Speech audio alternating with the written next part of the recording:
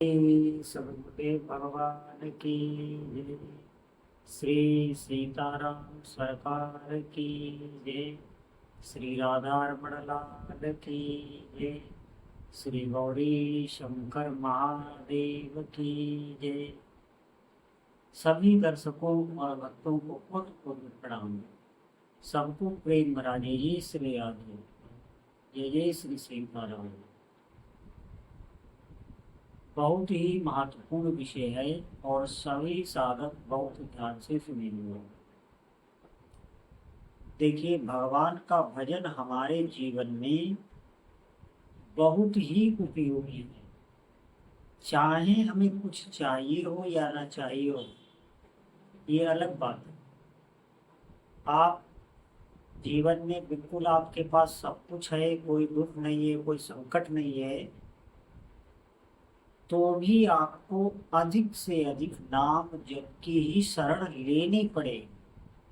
आप समझें, बिल्कुल आपका शरीर स्वस्थ है, सब सुख सुविधाएं हैं, कोई भी कहीं दूर दूर तक कोई दुख नहीं, लेकिन आप ध्यान दें, आपके दुख का कारण आपका मन ही बन सकता।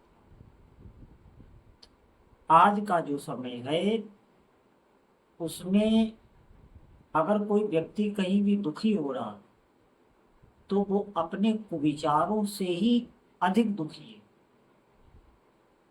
आप कहेंगे ऐसा क्यों? ऐसा इसलिए है कि जो हमारा वातावरण है उसमें न तो खान पान किसी का ठीक रहेगा, ना इंद्रियां ही किसी की पवित्र रह सकती, क्योंकि ऐसे ऐसे दृश्य, ऐसी ऐसी मन की दशाएं होंगी, किसी भी कहीं दूर दूर तक कोई भी इसमें पवित्र नहीं रह सकता। तो इस कारण इनका सबका प्रभाव हमारे मन पर पड़ता है। तो मन आपका विचारों से युक्त होगा, आप बच नहीं सकते। अच्छा, नाम जप में आप तभी लग पाए जब आप किसी महापुरुष से जुड़े हो, भले ही आप सत्संग के माध्यम से आप जुड़े हो, उसकी वाणी का आप लाभ ले रहे हो, तभी आप जब कर सकते। नहीं तो आप समझें, हमने ऐसे व्यक्तियों को देखा है कि पूरा जीवन उनका कुर्ते ही निकल गया और भौतिक सुख सुविधाओं से वो बिल्कुल संपन्न, कोई कमी नहीं, लेकिन बहुत ही भीतर से दुखी। क्यों? क्योंकि जो भी जीवन में हम चाहते हैं ठीक उसका उल्टा हो, और ऐसा ही होगा। और अगर आपके पास भगवान का नाम जब नहीं है, सत्संग नहीं है, तो थोड़ी सी भी प्रतिकूलता में आप नकारात्मक भाव से युक्त हो जाएंगे, और वो प्रतिकूलता इतनी अधिक नहीं है लेकिन आपको बहुत करके लगे, इस बात पे ध्यान नहीं दें। और वही अगर नाम जाप साधक है तो बड़ी सी बड़ी प्रतिकूलता उसे बहुत बहुत हल्की लगे, आप समझे, उसे बिल्कुल दुखी नहीं कर सकते। क्यों? क्योंकि उसका मन अच्छे विचारों से युक्त रहेगा, भावित रहेगा, और इसी को ठाकुर जी की सामर्थ्य कहते।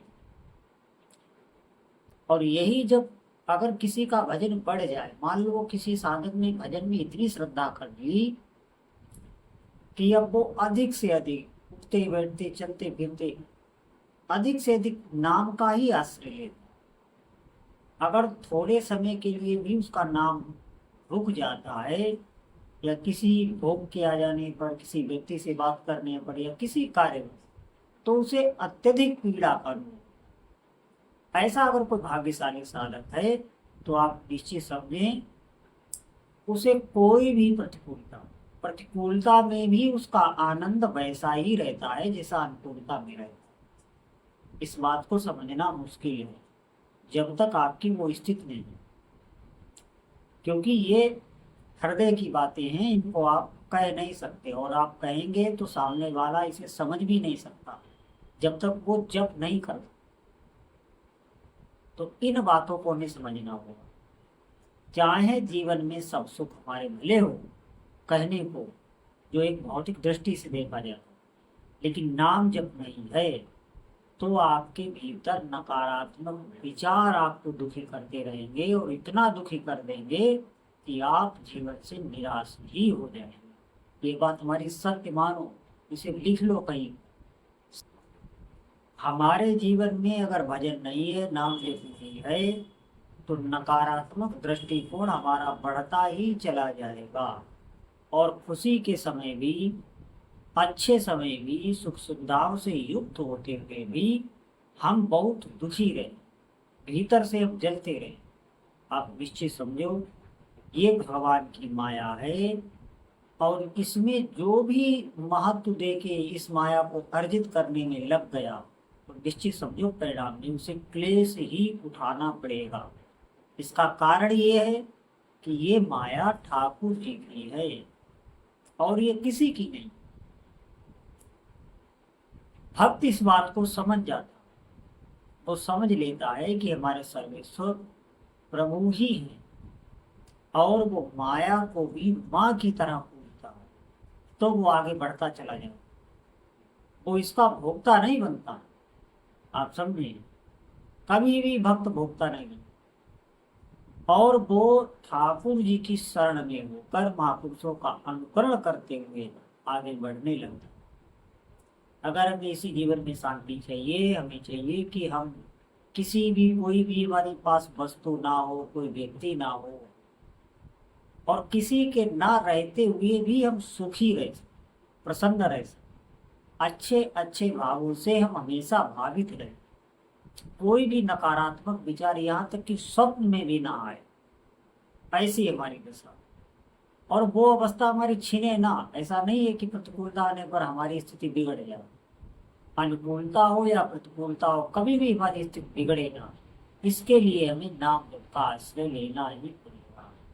आप समझिए, जिस व्यक्ति के विचार अच्छे होने लगते हैं, भीतर के भाव अच्छे होने लगते हैं, तो वो प्रसन्न चित्त रहे और औरों को भी प्रसन्न करता। आप समझिए इस बात को, क्योंकि आपके भीतर हमेशा सकारात्मक विचार चलेंगे, अच्छे विचार चलेंगे, भावों से आप भावित रहे, अपने इष्ट देव के भावों से भावित, तरह तरह के ऐसे भाव जो आपको भावित रखेंगे, इनसे आप समझिए आपका स्वास्थ्य भी कितना भी प्रतिकूल हो तो भी अनुकूल रहे।